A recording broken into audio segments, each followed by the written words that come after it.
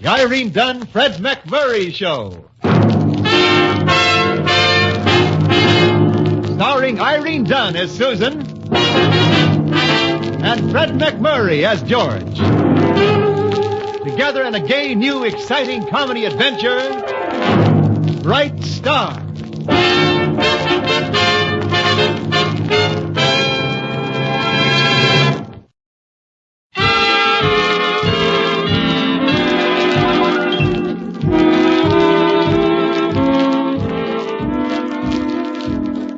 It's the Irene Dunne, Fred MacMurray Show, starring Irene Dunne as Susan Armstrong, owner and editor of the Hillsdale Morning Star, and Fred MacMurray as George Harvey, the paper's ace reporter.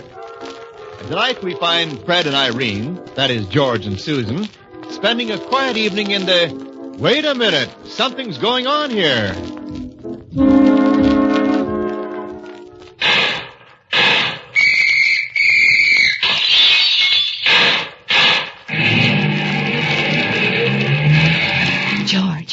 George, wake up. What's the matter, Susan? Where are we? At the movie, George. Oh, yeah. This is where we came in. It's a good movie. I enjoyed every minute of it. You've been asleep for 15 minutes. I never closed my eyes. Come on, let's get out of here. Wait till I get my shoes on. There. Yeah, let's go. Would you excuse us, please? My goodness, he's awake. Excuse us. About time. I'm sorry. Excuse us, please. Ouch. Thank you.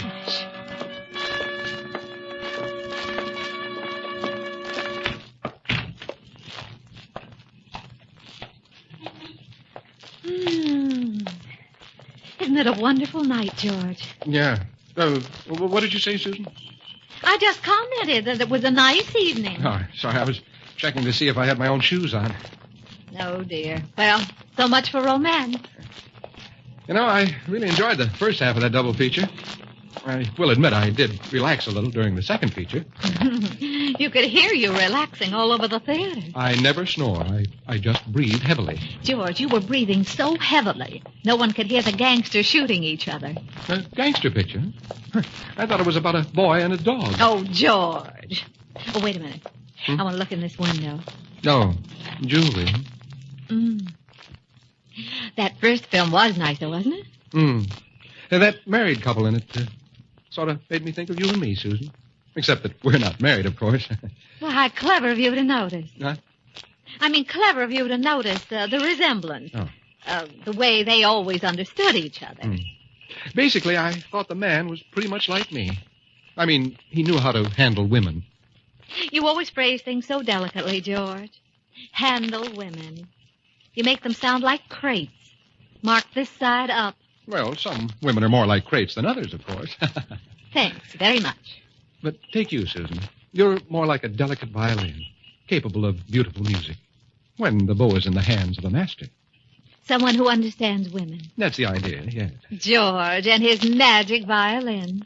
You know, Susan, when I think of the men who struggle through life without the slightest understanding of how to handle women, it frightens me. Well, if I find any, I'll send them to you for music lessons. It's all very simple, really. You mean handling women? Yeah. You see, you just flatter them a little, appeal to their vanity, and then you Yes, do go on, George. Well, in talking about women, I certainly didn't mean you, Susan. You see... Well, what, am I, a great horned owl or something? No, not at all. It's just that I don't think of you as a... Well, what do you think of me as? You know, Susan, if I didn't understand women so well, I'd think you were mad at me.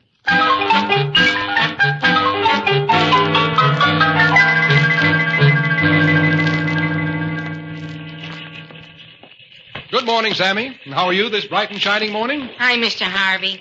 Do I detect the shadow of worry darkening your fuzzy cheek? It's my girl, Mr. Harvey. She won't talk to me. Oh. Any particular reason? She says I'm a beast. Well, you could have fooled me. Does Miss Armstrong ever refuse to talk to you, Mr. Harvey? Never, Sammy. Miss Armstrong and I are always on the very best Good morning, Sammy. Hi, Miss Armstrong. Oh, how are you, Susan? As I was saying, Sammy... I was telling Mr. Harvey about my problem, Miss Armstrong. My girl won't speak to me. Well, how fortunate that you came to a specialist in women, Sammy. Mr. Harvey? He plays on them like violins. Don't you, George? Well... Mr. Harvey, you wouldn't go to see my girl and talk to her, would you? Well, as a matter of fact, Sammy, I'm pretty busy right now. Why, of course he would, Sammy. With his great insight into the feminine mind, why, he'll have her eating right out of your hand. Would you, Mr. Harvey, would you? Well, not that I wouldn't like to, Sammy, but... Well, now, you just give him her name and address, Sammy, and he'll go right out there this evening. It's Shirley Patterson, Mr. Harvey, 4213 Elm Street. And will you tell her I'm not a beast? Well... Gee, thanks, Mr. Harvey. I certainly wish I knew as much about women as you do. Oh, it's nothing, Sammy, really. Now, I think that's an adequate description. I take it you're doubtful, Miss Armstrong, of my ability to successfully resolve this little situation. You want a one-word answer, George? Sammy, you may set your little heart at rest. My full knowledge of women is at your disposal. You hear that, Miss Armstrong? My congratulations, Sammy. You have just been made full partner in a bankrupt firm.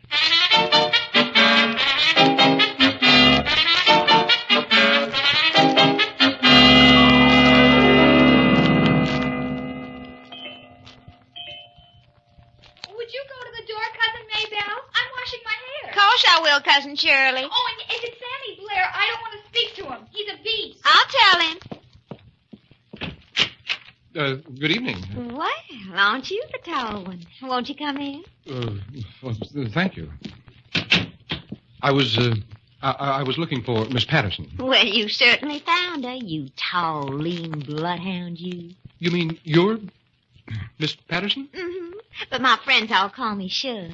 Oh, short for sugar, huh? You've been peeking. Well, you're sure you're Miss Patterson? You're disappointed? No, not at all. No, indeed. It's just that I expected someone a good deal younger. Well, I wasn't expecting you at all, so we're even. Now, you just sit right down. Oh, no, not over there. Here. Ah, that's better. And now you can tell me your name. George Harvey, that is. My favorite name, George Harvey. It is. It's quite a coincidence. And why did you want to see me, George Harvey? See you? Oh, yes. Well, Sammy sent me. Now, isn't he the sweet thing? Has he got any more like you? No, I'm the only one of this model. I just love a man who says witty things. Now, about Sammy. Who? Sammy. It seems he has a sort of juvenile crush on you. Oh, well, isn't that exciting? Did you always have that little dimple in your chin, George? Well, it's nothing. Now, about Sammy. You don't mind me getting closer. It's so fascinating to watch that dimple when you talk. Well, it's more of a cleft, really. Say something, George. Well, about Sammy. Oh, and those shoulders. You must have been a college football man. All-American. Well, on my mother's side, yes. But as I was saying, Miss Patterson. Shug. As I was saying, Shug, about Sammy. What about Sammy? Well, he wanted me to tell you he wasn't a beast. And how about you, George?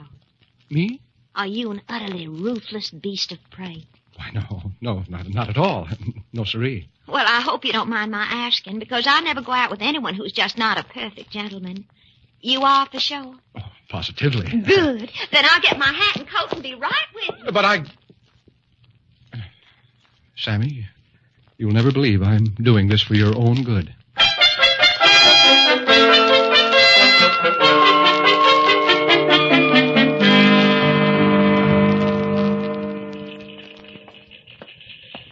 Good morning, Mr. Harvey. Oh, how are you, Sammy? Miss Armstrong come in yet? She'll be a little late this morning. Well? Well, what? My girl. Did you use your great knowledge of women to straighten her out, Mr. Harvey? Well, we had quite a chat, Sammy. Quite a chat. Sammy, did it ever occur to you that Miss Patterson might not be just the girl for you? Why not? A girl is a girl, Mr. Harvey. Oh, true.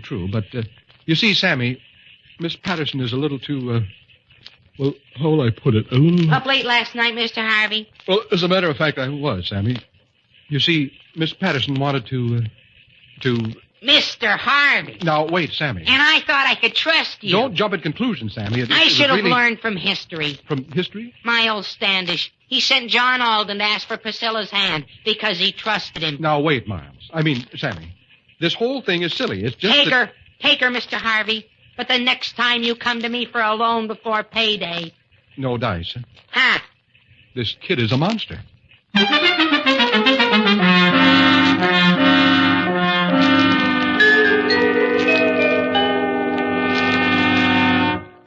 not going to the office this morning, Miss Susan? Shortly, Patience. I got a phone call a few minutes ago from Miss Patterson. She's most anxious to see me before she goes to high school. And who is Miss Patterson? Sammy's little friend. They've been having a puppy love fight of some kind, and George Harvey, the man who knows women, went over to her house last night to patch things up. I suspect the worst. Well, George means well, Patience. And when you've said that, you've said everything. Well, you... There she is. I'll go, Patience. All right, Miss Susan. Miss Armstrong? And you're Shirley Patterson. Come in, Shirley. I can't stay a minute, Miss Armstrong, but I felt it was my duty as a fellow woman to come. Well, won't you sit down, fellow woman? No, thank you. Miss Armstrong, have you found out that all men are beasts? Why, no. Well, it's true. Sammy, back in the days when we were still speaking, used to tell me about the wonderful relationship between you and Mr. Harvey. Oh, it was an inspiration to both of us. Well, thank you. Then I found out about Sammy. A beast? Oh, utterly. But I could have survived if I hadn't found out about Mr. Harvey, too. But how did Mr. Harvey reveal his true colors? My lips are sealed. But, Miss Armstrong, did you know he was absolutely faithless? George? He revealed himself last night. Last night? You mean when he came over to see you on behalf of Sammy? That's why he said he was coming. He had ulterior motive? Miss Armstrong, my lips are sealed. But what do you think of a man who comes on behalf of another and then betrays his trust? The lowest of the low. Oh, perhaps I shouldn't have shattered your illusions. But as a fellow woman, I thought you ought to know the truth about men. Beasts. Every one. Beasts. Well, I have to go. I've got freshman algebra at 10. Well, thank you for coming, Shirley. And don't be too hard on Mr. Harvey. Perhaps he just couldn't help himself. Help himself? Miss Armstrong, he wasn't even trying.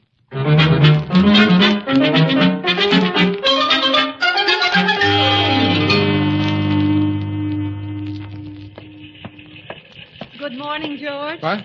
Oh, Susan, nice morning, isn't it? How did things go last night with Sammy's little friend, that is? Sammy's little friend? Miss Patterson. Oh, that little friend. Well, things were very friendly. Yes, indeed. She came to see me this morning. She what? What did she tell you? That all men are beasts. Oh, now listen, Susan. Before you jump to any conclusions. She apparently thinks you are quite smitten with her, George. Oh, nonsense. I mean, I was friendly, of course, but... How could you double-cross Sammy like that? Susan, I'm sure this can be explained, say in a couple of days or so. You mean your mad affair is continuing with her? Well, as a matter of fact, she did say something about tonight. George, I have an idea. You have? Yes. Now, why don't you take Sammy's little friend to the Ming room tonight, and then Sammy and I will accidentally wander in, and then we can patch it up between the two of them. What two of them? Well, Sammy and his little friend, of course. Susan, I don't think you quite understand. Of course I understand. Didn't I just talk to the girl this morning? Well, then I don't understand. You don't mind my going out with her? No, I think it's perfectly sweet of you, George. But... Don't mention about her coming to see me. She was so cute about telling me everything, as a fellow woman. But... Then I'll see you tonight, George. But I'm just beginning to wonder. Do I really understand women?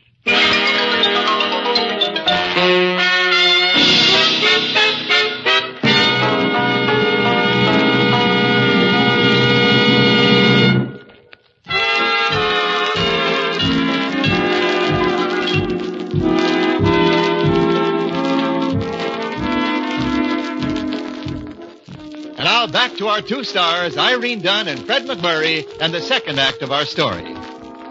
As the plot thickens, Susan Armstrong thinks her ace reporter George Harvey is showing up tonight at the Ming room with Sammy's friend Shirley. But actually, it's Shirley's older cousin who, well, if you haven't been with us from the beginning, just try to catch up, will you?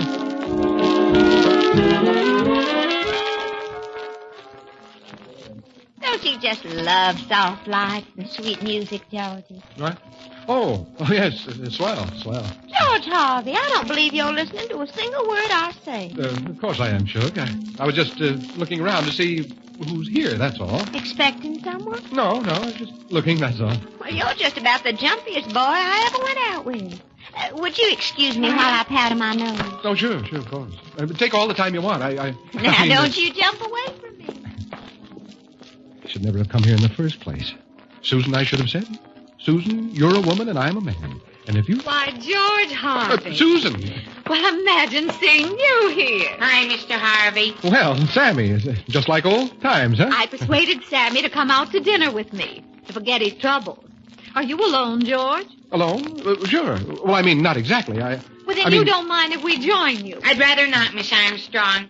When a friend who you think is a friend turns out to be not a friend any longer, I'd rather not. Oh, come on, Sammy. There, now, isn't that better? Well, isn't this cozy, George? Yes, it's going to get even cozier. Would you care to dance, Susan? Maybe later, George. Sure. How about you, Sammy? I wouldn't even dance with you if you were a woman. Well, there's no accounting for taste. You're sure you don't want to dance, Susan? Well, how nice company. Well, if you'll all excuse me, I just remembered I have to... Miss Patterson, are you the one with Mr. Harvey? I thought it was Shirley. Who's Shirley? George Harvey, where's Shirley? Who's Shirley? Gee, Mr. Harvey, have I been misjudging you? And have I? Just wait till I tell Shirley. Oh, not that anybody's going to answer me, but who is Shirley? Our little girl cousin, Georgie. Aren't you going to introduce me? Well, Never mind, George. We're leaving.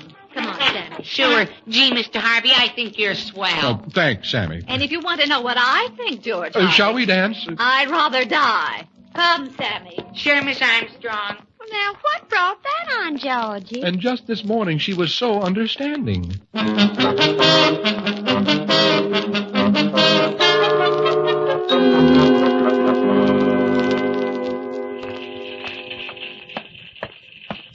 Hi, Mr. Harvey. Hello, Sammy. You know what? I made up with my girl again, Mr. Harvey. Swell. I went over to her house after we left you last night. She says that I'm still a beast, but alongside of you, I'm a saint. Always glad to help out, Sammy. That's Shirley, isn't it? There was just a harmless confusion in your mind between her and her cousin. Harmless confusion. Sammy, Yes, Mr. Harvey? I guess you know quite a bit about how to get along with women, don't you? Sure. Anything I can help you with, Mr. Harvey? Well, there exists a slight chill between Miss Armstrong and myself. Because of Shug, huh? Well, as near as I can figure out, yes. So, Sammy, if you could suggest anything that... How about getting her out of town? Should? How? Well, there's a fellow she's sort of engaged to in her hometown, Buford Jackson. Now, I could call her and pretend to be Buford and insist she come home. Oh, that's no good, Sammy. With all due respect, you couldn't sound at all like this Buford. You'd be at her house and take the call. I would? Sammy, you really think it... Mr. Harvey, out of my wide knowledge of women, I guarantee that this will work. Out of your wide knowledge of women, huh? Well, I guess you know best.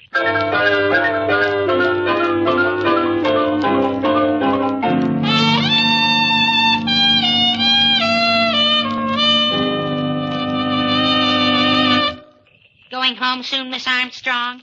I'm working on some editorials tonight, Sammy. Why? Oh, nothing. No date with Mr. Harvey this evening?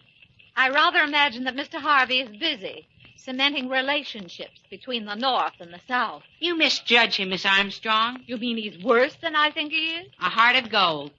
Well, I gotta go out and make a phone call. Why don't you make it here? Well, I just like to throw money around. Oh, well, now, it's a private call, Sammy. No, it's just it. Good evening, ma'am. Is this the office of the Morning Star? Why, yes.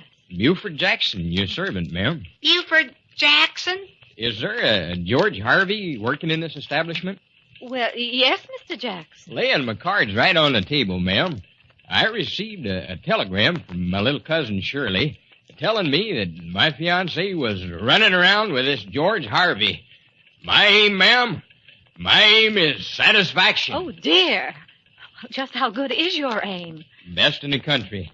I see. Well, Mr. Harvey isn't here right now. He's on an assignment to Alaska. But if you want to leave your card... Why, thank you, ma'am, but I better be getting over to my fiancée.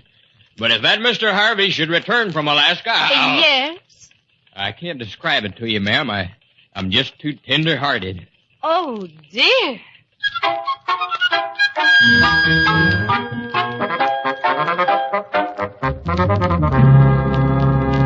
Can't you sit down for just a minute, George? Oh, I didn't realize I was standing.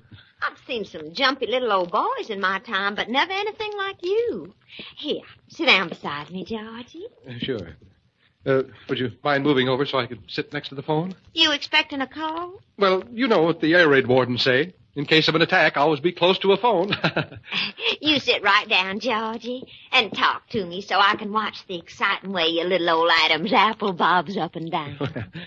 Come on, Sammy. What's that, George? I said this is dandy, isn't it? You're acting very cold tonight, George. Am I? Well, I guess there'll be nights like this. Sammy. No, I'll get it. Hello? Hello, is this the home of Miss Maybelle Patterson? Oh, long distance, huh? Long distance. Hey, is it for me? Yes. Go ahead, long distance. Who said anything about long distance, and who's this talking? Oh, of course I'll take the message. Cut out the corny dialect, Sammy. Sure, go right ahead. Who is this talking? Yes, this is George Harvey. Oh, Buford, huh? Well, how are you, Buford? I certainly will take a message for her. Go right ahead. Sir, am I talking to George Harvey? Stop poking it up, Sammy. She might hear you. What's that you say? You wanted to come right home. Well, you know best, Buford. George, let me talk to him. You haven't got time to talk to Maybelle, you say? Well, that's too bad, Buford, but I'll give her the message. Yes, indeed. Sir, would you kindly explain what this is all about? Well, it's been nice talking to you, Buford. Sorry you can't come up and visit us. Oh, some other time, huh? Well, goodbye, Buford. Sammy, that's the corniest southern accent I ever heard. George, why didn't you let me talk to Buford? Well, he seemed to be in a big hurry, but he was very insistent about your coming home. Wants you to come home immediately. Oh, I wonder if he found out about us, George. Buford is just a wild bull when he's jealous. Oh, there's nothing to worry about, Shug. Buford's a long way from here. But, you know, long distance is a wonderful thing. It sounded as though he was calling from right around the corner. Will you be sorry to see me go, George? Oh, of course I will. But if Buford's waiting, I guess I can be big about making the sacrifice. I just can't understand why he didn't want to talk to me. I guess he had to get back and fight the boll weevils. Well, if you need any help packing, let me know. I'll send Sammy over. Drop me a line sometime, huh? Oh, hello. Well, as I was saying, Shug, Who are you? I, sir, was just about to ask you the same question. Buford, what are you doing here? Buford? But I didn't... glad to know you. You're George Harvey? Well, that is, Buford, don't you dare. Buford! Oh, Buford Jackson, I should never speak to you. You put your big fist right in his pretty little old green eyes. Is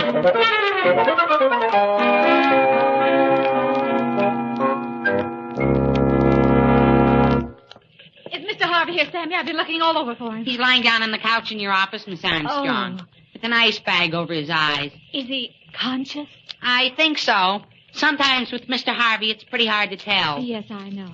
Well, I'll go in and sympathize with the world's greatest authority on feminine psychology. He'll improve, Miss Armstrong. I promise to teach him everything I know. He could use it. Who is it? It's me, you gorgeous hunk of fighting man. Sure?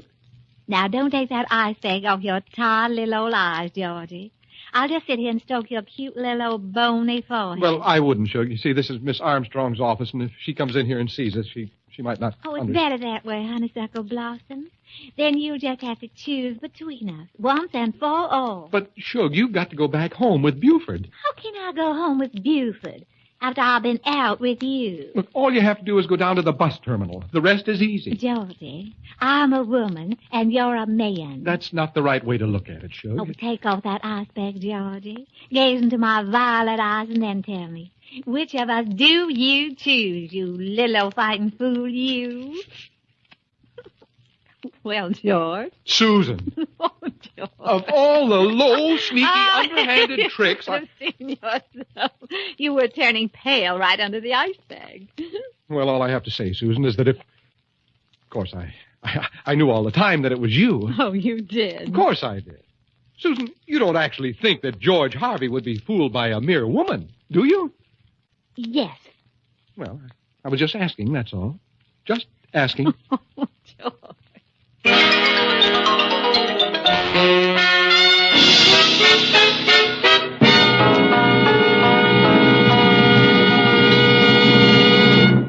Our stars, Irene Dunne and Fred MacMurray, will return in just a moment.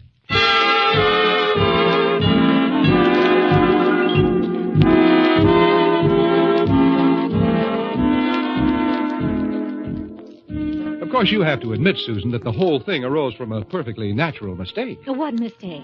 Well, if I hadn't assumed that Sammy was going with Shug instead of with Shirley. Oh, that wasn't a very bright assumption. But you have to admit that she was attractive. Shug, I mean. Oh, of course. But still, being with her couldn't compare with being with you, Susan. Couldn't it?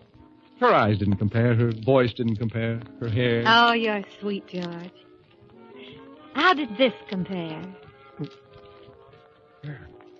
Well? Could you give me that again? I'm still a little on the fence. George.